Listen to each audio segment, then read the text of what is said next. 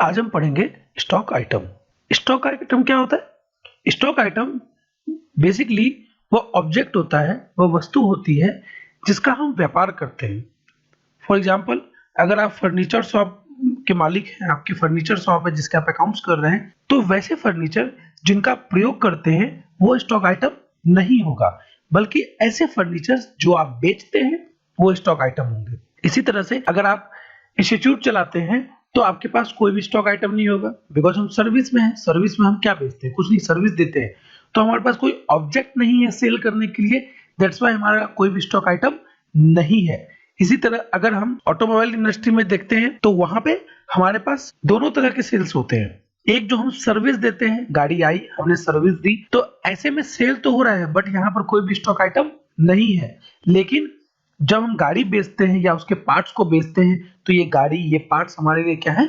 Stock item है। Tally में अगर आप स्टॉक मेंटेन करते हैं, जैसा कि मैंने आपके पिछले वीडियो में बताया था कि इसके लिए हम इन्वेंट्री इन्फो में जाएंगे और काफी सारी चीजों पर हमें ध्यान रखना होगा। आज हम आते हैं स्टॉक आइटम में। स्टॉक आइटम को भी हम दो भागों में बांट सकते हैं, single stock item, multiple stock item.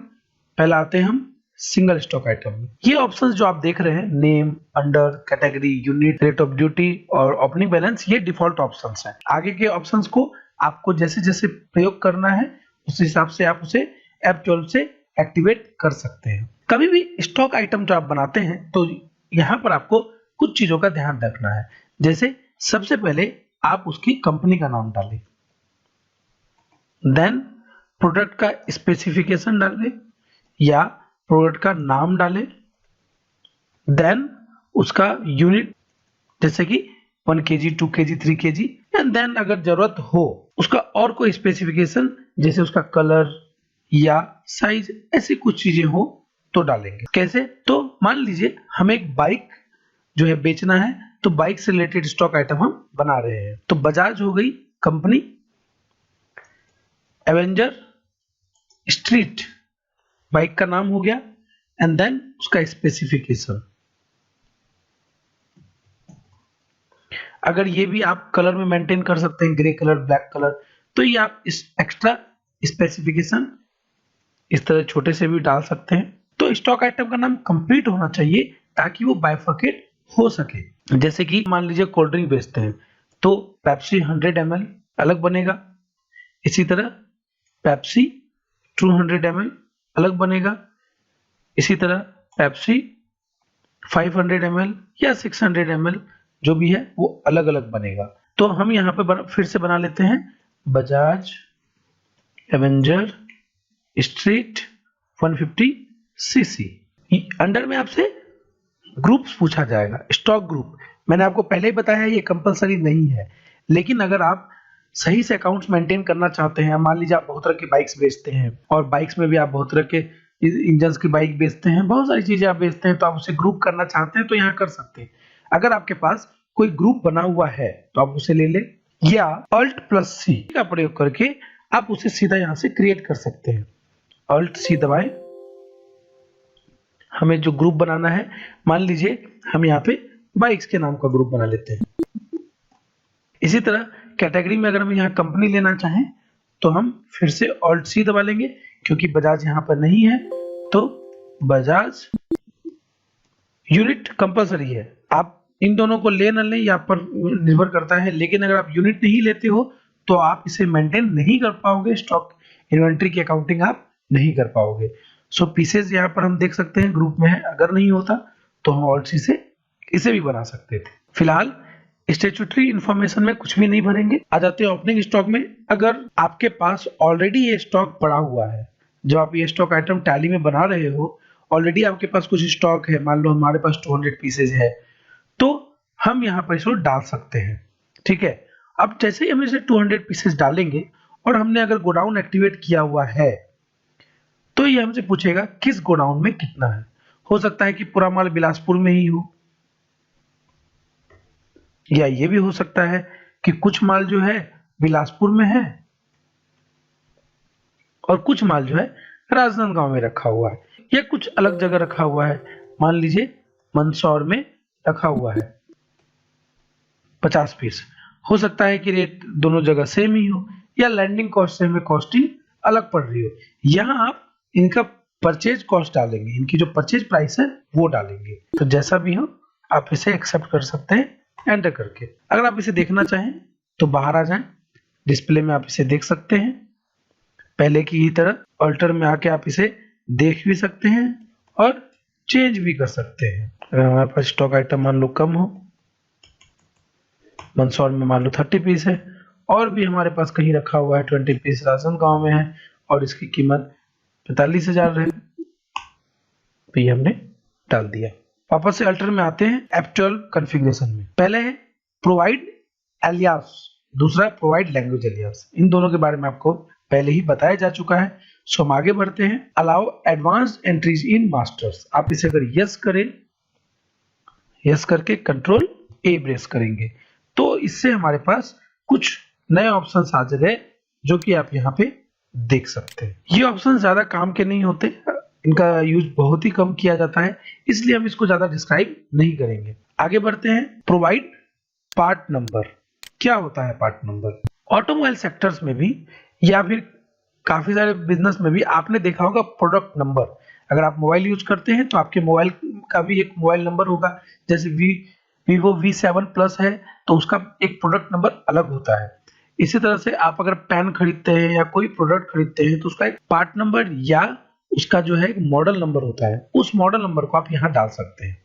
अगर आप मॉडल नंबर डाल के एक्सेप्ट करें तो आप बाहर लिस्ट में देख सकते हैं कि ये भी यहाँ पर लिस्ट में शो कर रहा है। That means Bajaj Avenger street में जाने के लिए आप इन दोनों में से किसी का भी प्रयोग कर सकते हैं। अगर हम 325 भी लिख के जाएं तो आएंगे तो हम वहीं पे। उसके बाद है add description for stock items and add remarks for stock items. अगर आपको याद होगा तो हमने लेजर में भी इन दोनों ऑप्शंस के बारे में पढ़ा है। इनको यस करके कंट्रोल ए अगर आप करेंगे तो आप देख सकते हैं कि यहाँ पे आपसे डिस्क्रिप्शन और रिमार्क्स के बारे में पूछा जा रहा है। जैसा कि मैंने आपको लेजर में भी बताया था कि डिस्क्रिप्शन या रिमार्क्स में आप अपने जरूरत के अनुसार कोई भी जानकारी भर सकते हैं, इनके कोई भी अकाउंटिंग इफेक्ट नहीं होते। लेकिन अंतर यह है कि डिस्क्रिप्शन में जो भी बातें आप लिखेंगे वो आगे चलकर प्रिंटिंग में या अकाउंटिंग एंट्री में प्रयोग किया जा सकता है, वहां दिखाया जा सकता है। लेकिन रिमार्क्स में लिखी गई चीज कहीं भी देखी या प्रिंट नहीं कराई जा सकती। अगेन यहाँ डिस्क्रिप्शन में जो भी लिखेंगे वो आगे शो और प्रिंट कराया जा सकता है, लेकिन ये न तो शो किया जा सकता है न ही प्रिंट किया जा सकता है। Use alternate unit. अगर आप एक से अधिक यूनिट का प्रयोग करना चाहें तो इसे यस कर ले। जैसा कि मान लीजिए ये बाइक हम पीस के हिसाब से बेचते हैं, ठीक है। अगर हम इसे और किसी यूनिट के हिसाब से बेचना चाहें तो इसके लिए बेहतर होगा कि हम कोई और स्टॉक आइटम ले लेते हैं। माना कि हम कोल्ड ड्रिंक का व्यापार करते हैं और हमारा एक प्रोडक्ट है पेप्सी 100 ml। आगे बढ़ते हैं। अंडर में जैसा कि आपको मैंने पहले बताया, आप बनाना चाहें तो ऑल्ट सी का प्रयोग करें, क्योंकि लिस्ट में इससे रिलेटेड हमें कोई भी ग्रुप नहीं दिख रहा और मैं इसे कोल्ड ड्रिंक के ग्रुप में बनाना चाहता हूं तो ऑल्ट सी का प्रयोग कर सकते हैं। कैटेगरी लेना चाहे तो ले, तो मैं नहीं लेना चाहता, मैं आगे बढ़ जाता हूं।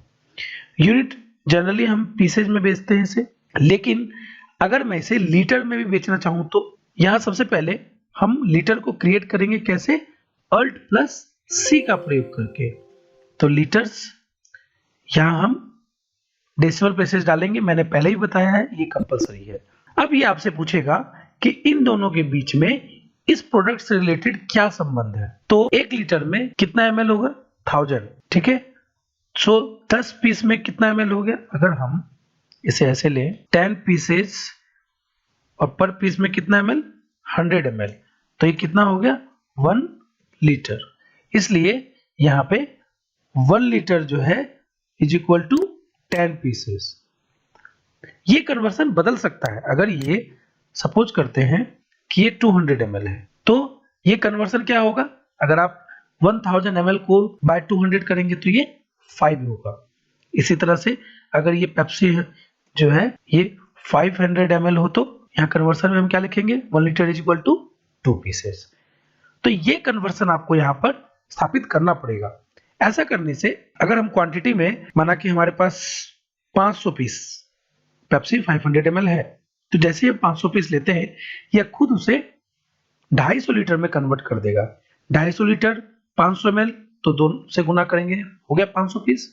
अब मान लिया कि बिलासपुर में हमारे पास 200 पीस पेप्सी है, तो आप देख सकते हैं इसने कन्वर्ट कर दिया। अगर हम रेट चाहें तो डायरेक्ट अगर हम डालते हैं तो वो पीस के हिसाब से लेगा, लेकिन हम अगर ये चाहें कि इसे लीटर के हिसाब से रखा जाए तो ये भी रखा जा सकता है। देखिए, जैसे हमने यहाँ पर 100 लीटर डाला, मान लीजिए हम यहाँ पर 75 लीटर डाल रहे हैं, एंटर करते ही आप ध्यान देंगे ये 75 नीचे आ जाएगा और इसका 2 गुना करके 150 पीस यहाँ पे आ जाएगा। ठीक है, इसके अलावा अगर हम रेट भी लीटर में लेना चाहें तो ले सकते हैं, जैसे 200 पर लीटर भी ले सकते हैं। तो जैसे आप इसे डालना चाहें आप डाल सकते हैं। इसका सबसे अच्छा बेनिफिट यही होता है कि आप दोनों में से जो यूनिट लेना चाहें आप ले सकते हैं।